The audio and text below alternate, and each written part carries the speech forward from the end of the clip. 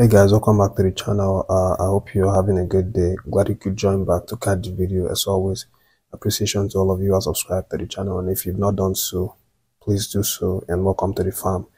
And quickly, let me give you the update for the video. Let me start with the recap from the last video. In the last video, we talked about a number of things, one of which was the fact that Super Falcons played out a 0-0 draw against Cameroon in their Olympics qualifier. And I also mentioned in that last video how, one of the things that made us to not get a win from that one was the fact that there was a bad refereeing decision. And there's a short clips here about, a goal that we actually scored, Esther Koronko on that one. But the referee overruled that one for an offside, which, is clearly wrong. If you take a look at it now, you would, agree with me that this goal is a clean goal. There's nothing offside about this from my perspective, from the way I'm saying it, and I don't think this should be happening in competitive game, whether in the female or male category. And this brings to question, as to why there has to be an implementation of the VAR technology all across the female competitive game, female league, female football entirely. We shouldn't be having these kinds of conversations where you score a goal, hard-end goal, and it's chopped off by a referee because, they don't have the technology, or they don't have the tools to actually, see how these goals were being scored. So, but it's such a shame. We'll move on, definitely, and hope to, defeat them in the second leg, which will actually be played on Monday in Nigeria, Abuja. But of course, the young lady, Esther Koronko, expressed herself, after that game, not very happy because of the decision. But no one would blame her, obviously. But I'm sure she had, taken a look at the clip herself and seen that she was onside, But beyond the bad refereeing decision, one of the key takeaways from that match was the fact that we've now found our own Kante for the Nigerian Super Falcons, and it's no other than Deborah Abiodun, and we saw how she was completely outstanding yesterday, in the midfield. She's a very strong player, 20-year-old, but she doesn't play like a 20-year-old. She's very strong, does a lot of tackle, makes a lot of forward runs, forward passes, and she's just a joy to watch. And, we are sure that she has a future with the Super Falcons. And of course, we hope to see her in the return leg. She's actually playing for the University of Pittsburgh women team. It's a scholarship that she got after being an impressive midfielder with Rivers Angels. That's the women league in Nigeria. Congrats to her for making that list and also continuing to impress. We hope to see her in the next game. Well, moving forward, guys, and still related, Ashley Plumptre has now, in a post-match interview after the game, obviously came out and talked a little bit about the game and talked about, how they, really gave everything, try and win that one, but it didn't happen that way.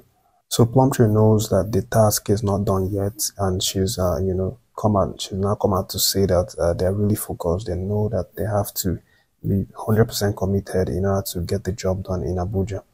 But leaving that one, let me move forward and tell you that the official Nigerian Supporters Club have reportedly been stuck in Ghana for about 3 days or so after their bus got spoiled or broke down on the road as they were coming back from Ivory Coast to Nigeria. And the report is that they've been there for like 3 days, and no one has reached out to them or tried to help them. So this is basically like putting this out, of course, to help spread this info. Of course, these guys are really important for us in the Nations Cup. We know that we couldn't have gotten as far as we did without their support. I mean, we saw those of us that saw the game, that followed it, you saw how these fans were crazily backing the players. Even when they were not really winning, when they were not scoring, when they were behind, all of that. the fans were completely with us, and they seem to be in some sort of trouble. I don't know about currently whether they've been reached out to by NFF, but you know, the update is that they've been stranded somewhere in Ghana because their vehicle broke down, and you know, we want these people to be helped. We want NFF, you know, to reach out to these guys and of course help bring them safely back to Nigeria and to their families. And I'm going to leave that gist and then go on and tell you the one that concerns Aina. So his manager now, Nuno Espirito, is actually complaining that Aina came back with an injury from the Nations Cup. Of course, you know that Aina was a huge part of our success in the Nations Cup up to the final. But Espirito is not saying that Aina is not in his squad to play the Villa game today because he has an injury. Not only him, but also Sangare Ibrahim, who also played in the Nations Cup. And he's actually saying that Aina had an injury in the semi-finals of the Nations Cup, but had to play through injury until also, you know, in the final, where he managed to play in the final. I don't know about this. We didn't really know about this during those periods, but you know, that's what the coach is saying. I'm sure you and I can agree that Aina did not play his best in the AFCON final. But now we know the reason, because his coach, Espirito, is not saying that he was playing that game with injury. So we wish him all the best, you know, as he recovers and, you know, come back into the fold for Nottingham Forest. They have a date today with Aston Villa, the first match of the day. And of course, you know, another of our man, that one, Awuni, was actually, you know, the pillar that helped them win that last weekend's game against Nottingham, against West Ham. And we'll hopefully see him shine today again and hope possibly get a goal today. But leaving that one, guys, let me let you know the final story, which is the fact that the Nigerian NWFL, that's the Nigerian Women's Football League, has now postponed its league after just 9 games for the league. And the reason is that they want to, you know, arrange some things in the league, such as league operation, the refereeing and officiating department, and of course the funding of the league. And they hope to start somewhere in March, late March, and by then they will have, you know, tried to resolve some of these issues and come back stronger. But that's the update, guys. Thank you for catching the video, and of course, drop your reaction for any story that you feel connected to, especially that goal disallowed by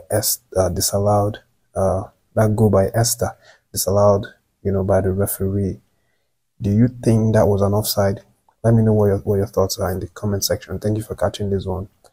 Have a very marvelous day today.